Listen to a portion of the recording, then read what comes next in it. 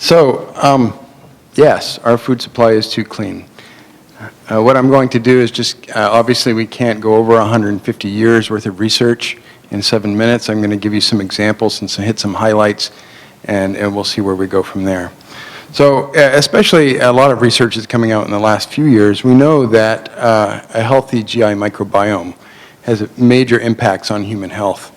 And those could be metabolic, digestive, or immune impacts. For example, there's research coming out, the role of the microbiome in obesity and in insulin resistance. Likewise, in digestive diseases, Clostridium difficile, or even foodborne pathogens. Kind of crossing the line between digestive diseases and immune diseases, we have irritable bowel syndrome. And also in terms of immune diseases, we know that the immune system is affected by the early colonization of the gut and may have impact on asthma and both allergy. So, just to give you an example, I have two graphs here, and I don't know if I have a pointer, but they're kind of self-explanatory. The colorful one would be on your left-hand side, would represent the number of microbes in diets. And the three different clusters there represent an average American diet. This is from a paper that was recently published. You have the references on the bottom. That was actually a heavy fast food type diet. The second cluster is a USDA recommended diet, and a third cluster would be a vegan diet that these researchers followed and measured what the total microbial counts are, and the different colors include both the aerobic bacteria, the anaerobic bacteria, yeast, and molds. And you can see that there's about 10 to the 6 or a million organisms that we're consuming each day to populate our gut. The other side is just a representation of Operation Taxonomic Units, or different diversity that you see in different foods. And this is again from another paper, but along the x-axis, we see a number of fresh fruits and vegetables. And these would be products that oftentimes are not eaten cooked, so we're actually getting higher doses of these bacteria in yeast and molds from these organisms, and you see a large number, a high richness of organisms in each of these different food sources. So this link between health and gut microbiome is really just emerging right now. We don't really know how it works, okay? We could have the presence of specific microbes that are beneficial in the gut, that are protective. We could, as I mentioned, have immune stimulation in the gut and priming of the immune system, which would work. Or we could have maybe molecular mimicry that is providing immunity to some foodborne pathogens by another organism in the gut. And then finally, there's this idea of, that's been around for a long time, molecular interference or competitive exclusion within the gut. So I'm not really going to touch too much on the first two topics here, and I want to move more directly into this idea of molecular microbial interference or competitive exclusion. And it comes to some of the first work. I said 150 years. In 1877, Pasteur actually noted that Bacillus anthracus survived in urine samples, but when common bacteria were added to those urine samples, the Bacillus anthracus died off rather rapidly. Years later, again, as time went by, there became interest in processed foods, and in about the 1960s, the Campbell Soup Company was looking at the survival of salmonella and staphylococcus in pot pies and pot pie components. And then more recently, we know that there's been some success when we repopulate the bowels of individuals who have had antimicrobial therapy and have had C. diff infection. So increasing that diversity provides some protection and increases their health. So those are the ideas in vivo, but if we look in foods, what's the story? And again, competitive exclusion, the in vivo actually could happen in a live animal and then decrease the likelihood of pathogens getting in food. But there is an inhibition of pathogens in food, in these food sources. And how does that work? It could be that there's competition or inhibitory substances, whether it's bacteriocins that are excreted by some of these cells, or is this a change in actually the pH in the food matrix, the redox potential, or the availability of oxygen.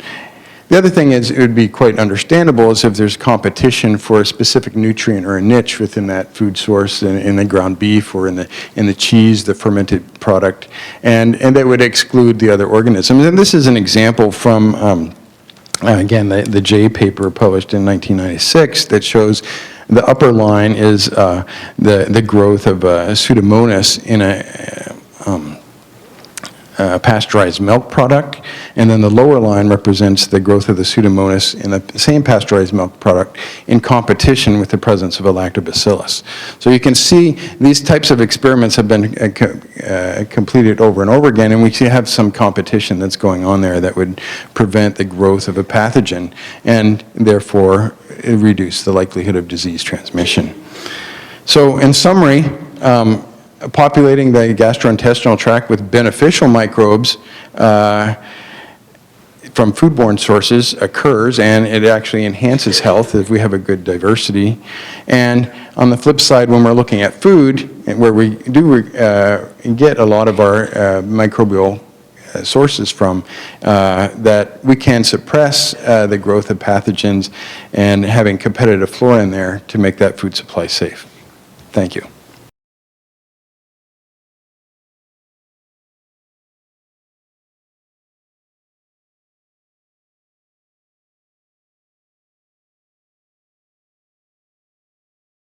So,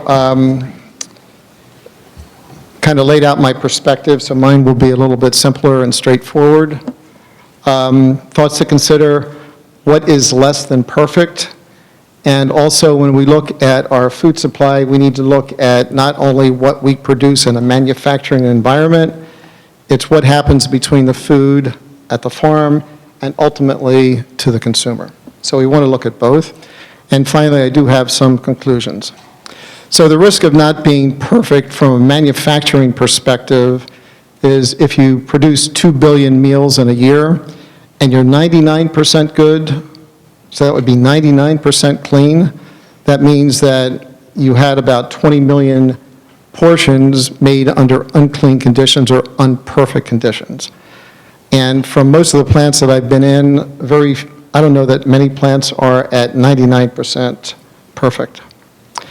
So as an industry, are we perfect? Are programs organized and always executed flawlessly?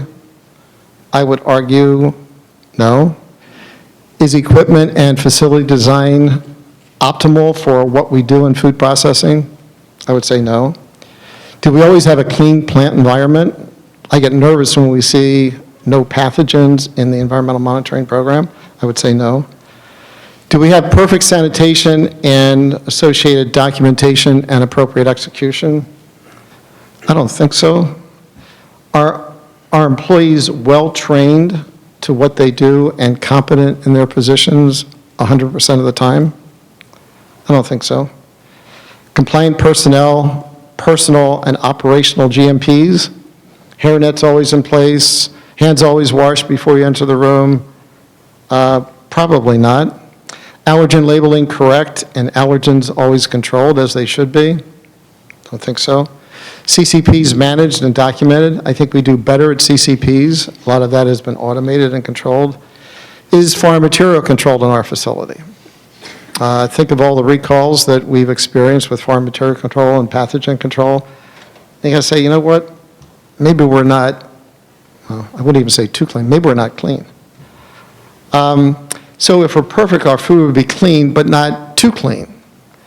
And as our previous speaker pointed out, we probably don't want sterile food, we want clean food. So as an industry, is our product too clean? And my argument says, it's not. We can certainly do better. So the first part of this discussion was around the manufacturing environment. And now I want to shift to consumers' exposure, and that's ample populations of bacteria in the gut. And so when we start out life nowadays, we send our kids to daycare. And I have 2 kids in daycare, and I call them, they come back from daycare and they're like germ bags. They always bring back colds. Some of them they don't even catch, but they pass on to myself and my wife. And I was training a course once, and I mentioned that, and a gentleman in the audience raised his hand, and he said, my wife is a germ bag. And I'm like, I said, okay. And he said, well, my wife also works in a daycare center, and she brings home everything. So, I think, daycare centers are a fun place to share germs, and our kids, grandkids, get a lot of exposure to germs and to different bacteria. So here's what happens. So as we go down the food chain, and this is in my role, I see a lot of everything. I see food plants, and I see restaurants. I see eating restaurants a lot. And, in a food plant, what do? On the left-hand side, gloves. In a pizza shop, they're working the pizza dough by hand. In a food plant, we wash our hands all the time. At home, we handle the food all the time with our fingers. In a food plant, gloves on, right? Handling cookies, gloves on in a very sanitary way.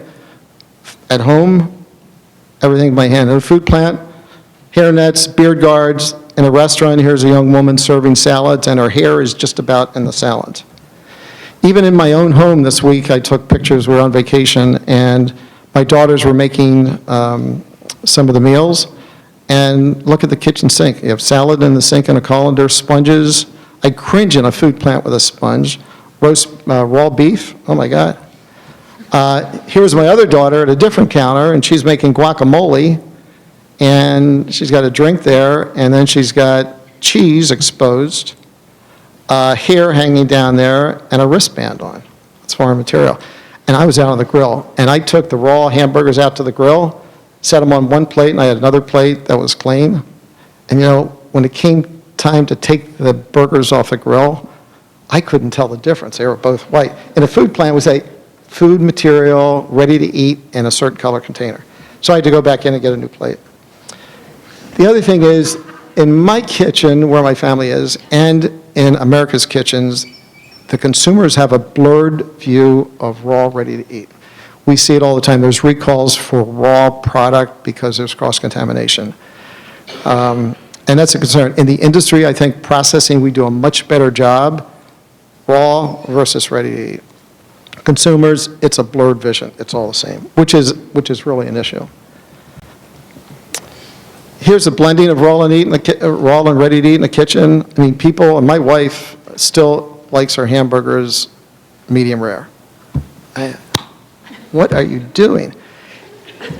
So, conclusion, I have about 1 minute left. Our food supply is not too clean. We need to continuously improve in processing. Customers and consumers add risk to the food supply, and this is very true. I was having lunch there at a restaurant yesterday across the street, and fingers in the bowl, and hair nets, no hair nets. I mean, we need to do some education. So customers and consumers need to be educated on food handling, GMPs, and differences between raw and ready to eat. And one last comment, I was on vacation this week, and constant vigilance and training does work. Suntan lotion, people with skin cancer, I mean, dermatologists have been talking about that for 30 years. And the kids out at the pool where I was, their parents, and my wife does it, and my daughter does it with our grandkids, they spray them. I mean, the pool water was so full of suntan lotion, it looked like murky. But people learn, and they got the message over the years, so now everybody uses suntan lotion. That's what we need to do as a food industry, to try to share the word, and employees we get in our plants will do a better job. Okay.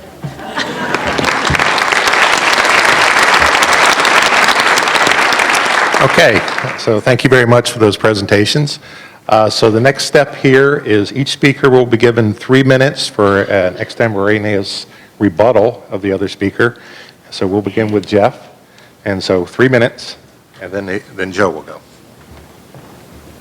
All right. Just because we can try to make things cleaner doesn't mean that we should. We don't necessarily need to chase zero. I was at a meeting, I don't know if anyone went to the Food Micro meeting 2016 over in Dublin about 2 weeks ago, and Julian Cox gave an interesting analogy of the microbial contamination. And we're looking for, say, an E. coli 157 in ground beef. And you've envisioned like a giant Olympic swimming pool, or maybe the room this size, filled with chocolate bars. And in there's only one Mars bar. What's the likelihood of picking that one Mars bar in that whole swimming pool of food? That's like picking one bacterium that might be good versus the Mars, oh, sorry, Mars company. That one particular contaminated chocolate bar.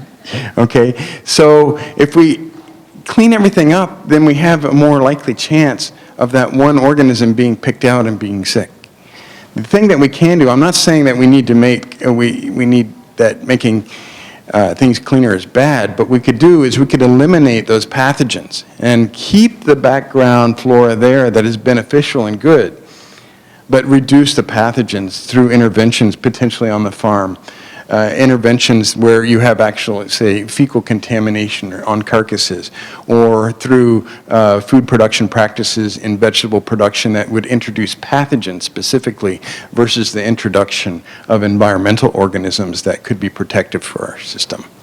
So I don't know that I'll take the whole 3 minutes, but I'll pass off. Okay, great. Thank you, Jeff. Okay, so I just want to comment on the as we chase zero.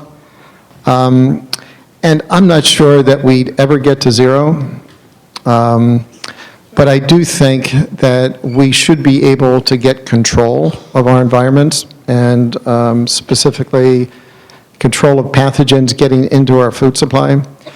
I think that's the mission here. So I think it's a race between prevention, and everybody on the processing side works against prevention of niche areas and pathogens growing in their plant. We find them and we try to kill them. And that's much preferable to detection from a regulatory agency or from a consumer who ends up with a case of listeriosis or salmonellosis or something like that. So I think we have to challenge the race and run the race. I don't think that our food supply is ever going to be as clean, not in my lifetime, ever going to be as clean as we want. And I don't think, unless we sterilize everything, which would make life pretty dismal, I don't think we'll ever get to be like too clean. So we're not clean enough. We need to do a better job to get cleaner, but I'm not sure that we want to be too clean. And I do think I don't think there's any risks in chasing zero, at least in our current environment. So, thank you.